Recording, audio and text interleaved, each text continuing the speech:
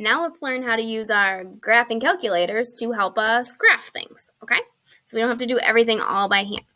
So the first one is like, can we just get to the graph and feel this out? So it says match the function with its graph. So we're going to type this in our calculator and see what picture spits out, okay? So if I click on my calculator, this button here that says y equals, you might have things already written in there. So to get those out, you're going to click clear, and then you could arrow down and clear out again. Also take a second to notice if up at the top, if any of these are highlighted like that you go up to them, click enter, and then back down, and it will unhighlight them. This will make sure your calculator graphs appropriately. Now we just type this in. 2 parentheses 0.5 parentheses to the power, and this little x, to get that x, you click this button here, and an x will show up. Then you just want to see the graph. So I'm going to click graph. Now, my screen looks funny. It doesn't look like a normal screen. To change that, you click zoom, and you want to go down to the standard screen, option 6. Click enter, and now it'll regraph. So there's what the graph looks like. So that's not this one. That one's upside down. There we have a match.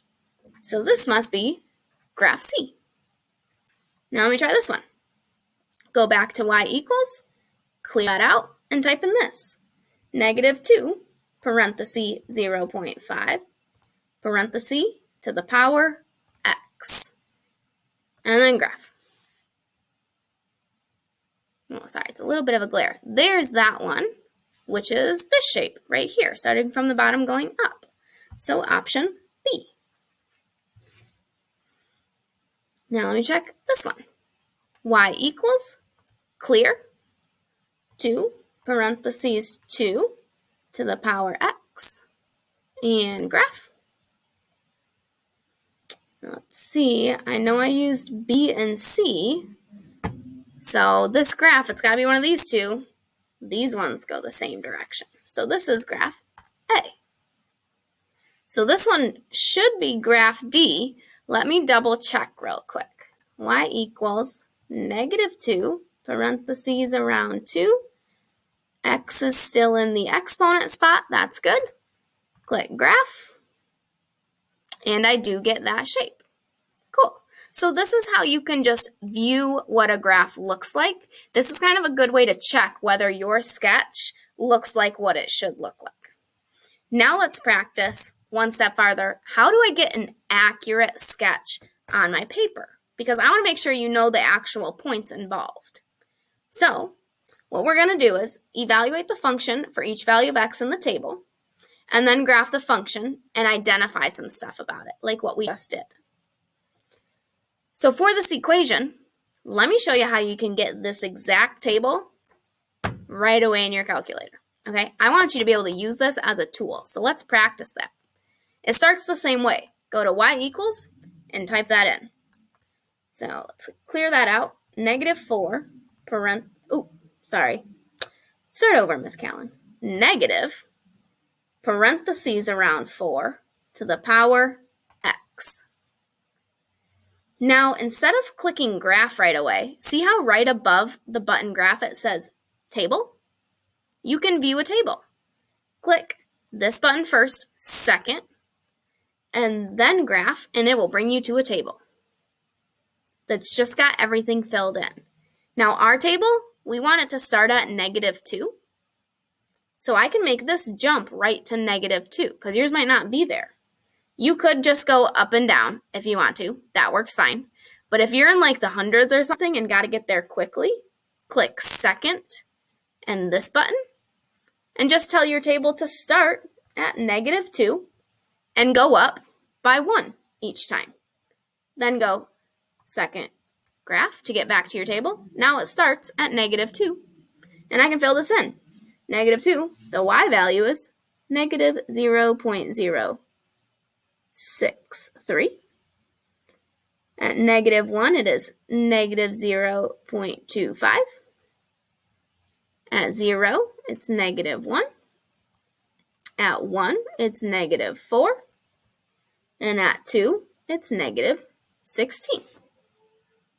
This gives me a bunch of points to put on my graph right here. So let's do that. This point right here is at x negative 2. Y is 0.0. So this is super close to that line, just a little bit below it because it's negative 0.06 stuff.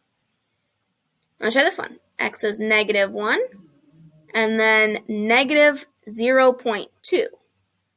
So maybe about right there. Not quite down there, but a little bit more off than that one was. Next we have x is 0, y is negative 1. See, look at the scale. This scale goes to negative 2. So that means negative 1 must be halfway right there. Now this point, x is 1, y is negative 4, which is right there, negative 4. And that last one, 2, negative 16. So x is 2, and I want to go down. There's negative 16. So this graph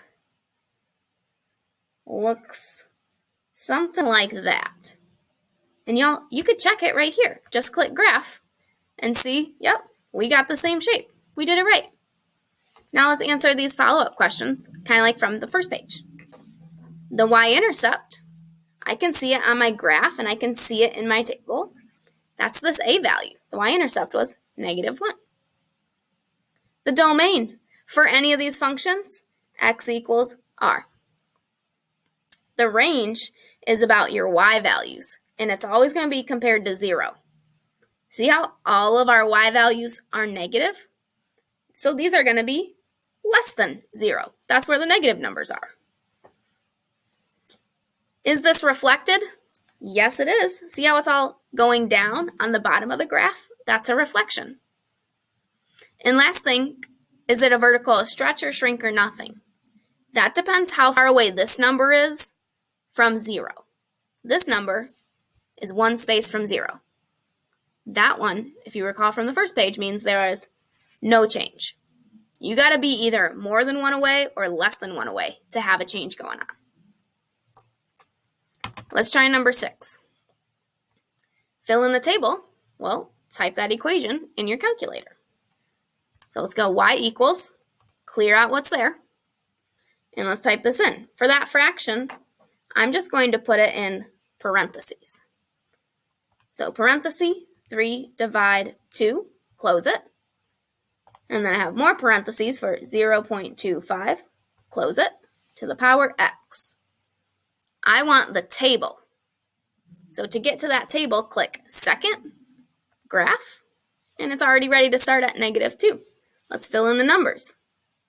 24, 6, 1.5, 0.375, and oof, we're really small now, 0.0938. Now we've got those points. Let's put them on our grid. So x is negative 2, y is up to 24, right there. Next one, x is negative 1, y is up to 6. This point, x is 0, y is 1.5. So if that's 3, 1.5 must be about right there. And then these other two numbers, look how they're getting so small. So these are just like really close to that line. But they're not negative, and they're not 0, so they're just a little bit above. And then we connect the dots as best we can. Let's check.